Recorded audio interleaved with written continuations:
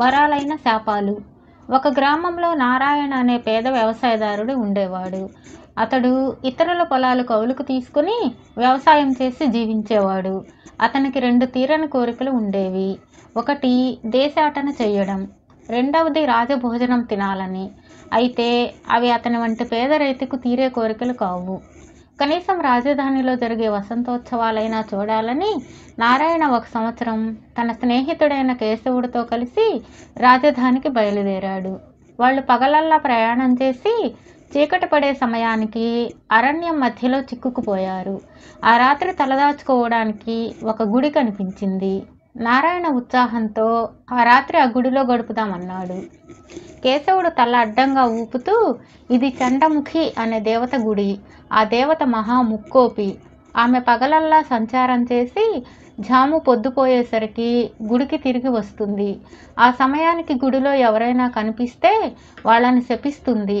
అందుచేత రాత్రివేళ ఎవరూ గుడిలోకి అడుగు పెట్టరు అన్నాడు.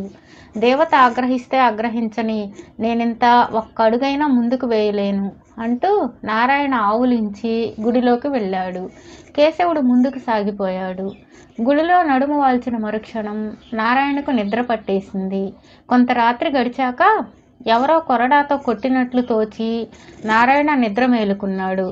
ఎదురుగా ఒక దేవత ఎర్రటి కళ్ళతో చేతిలో కొరడా పట్టుకుని నిలబడి ఉంది. ఎవడ్రా నువ్వు? నా అనుమతి లేకుండా నా గుడిలో పడుకోవడానికి నీకెంత ధైర్యం అన్నది. నారాయణ ఆమెకు నమస్కరించి, తల్లి, నేనొక పేద రైతును. రాజధానికి పోతూ అలసిపోయి చీకటి పడేసరికి ఇక్కడ విశ్రమించాను. నా వల్ల తప్పు జరిగితే క్షమించు అన్నాడు. నిన్ను క్షమించానంటే ఆ సంగతి తెలిసి జనం ఈ గుడిని సత్రంగా మార్చేస్తారు. నిన్ను శపించి తీరాలి. నువ్వు రైతునంటున్నావు గనుక 1 సంవత్సరం పాటు నీ చేతి నీరు తగిలిన ప్రతి మొక్క చచ్చిపోవాలి.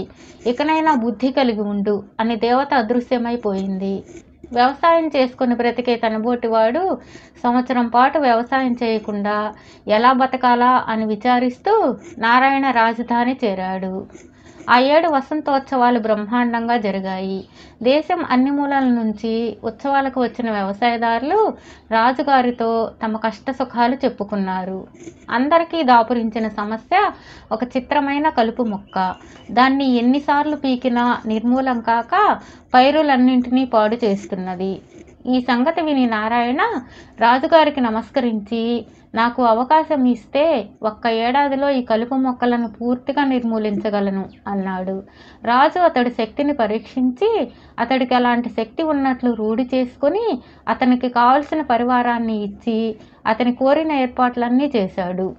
నారాయణ తన పరివారంతో అన్ని గ్రామాలకు వెళ్ళి పైరు నాటే ముందుగా పొలాలన్నిటినీ తన చేతుల మీదుగా నీరు పెట్టాడు. అప్పటికే చేలో ఉన్న కలుపు మొక్కలన్నీ పూర్తిగా నశించిపోయాయి. ఈ విధంగా నారాయణ కోరికలు నెరవేరాయి. అతను 1 ఏడాదిలో దేశమంతా పర్యటించి గొప్ప సత్కారాలు పొందాడు. రాజుగారు అతడికి 100 ఎకరాల భూమి ఇనాముగా ఇచ్చారు.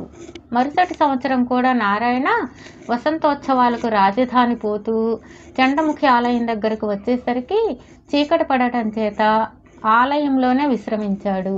ఒక రాత్రి వేళ దేవత ప్రత్యక్షమైంది. నారాయణ ఆమెకు నమస్కరించి, తల్లి, నీ శాపం వల్ల ఎంతో లోకోపకారం జరగడమే కాక నా కోరికలన్నీ తీరాయి. దేశాటన చేసి రాజభోజనం తిన్నాను అన్నాడు. చండముఖి కళ్ళు నిప్పులు రాల్చుతూ, మూర్ఖుడా, మళ్ళీ నన్ను కవ్వించడానికి వచ్చావా? ఈ సంవత్సరం నువ్వు నడిచిన మేర నిలువులోతు గొయ్యి పడుతుంది. నీకు ఎవరైనా పెట్టితే తప్ప తిండి ఉండదు. ఇదే నా శాపం అని అంతర్ధానమైంది.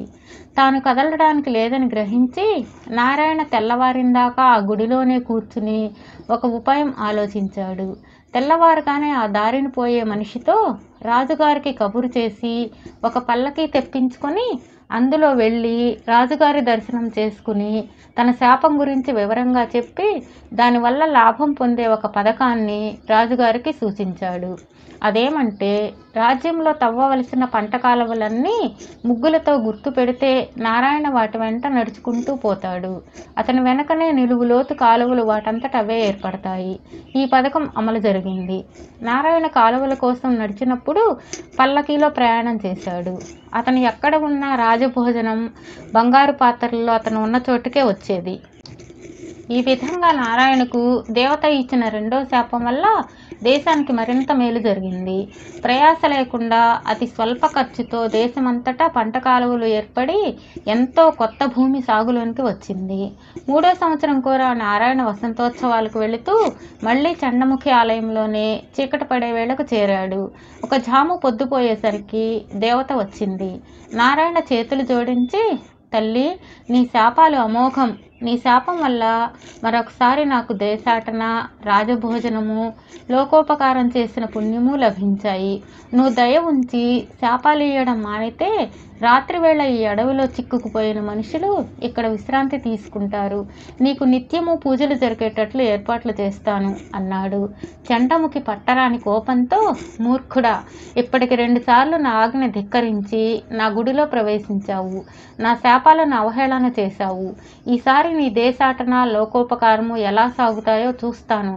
నీ దృష్టిలో పడిన ఏ వస్తువైనా భగ్గున మండి మసైపోతుంది. నువ్వు బతికొన్నన్నాళ్ళు కళ్ళకు గంతలు కట్టుకొని గుడ్డివాడిలా జీవించవలసిందే అని శపించింది. నారాయణ చప్పున పైపంచ తీసి కళ్ళకు అడ్డంగా తలపాగా చుట్టుకొని ఆ రాత్రంతా ఆలోచించి తెల్లవారినాక తడుముకుంటూ గుడి బయటకు వచ్చి తలపాగా విప్పి ఒకసారి గుడికేసి చూశాడు. మరుక్షణం గుడి భగ్గున మండి బూడిద కుప్ప అయిపోయింది. దానితోనే నారాయణ శాపమంతా పోయింది. తర్వాత నారాయణ అక్కడ ఒక సత్రం కట్టించాడు. అది ప్రయాణికులకు ఎంతో ఉపయోగపడుతూ వచ్చింది.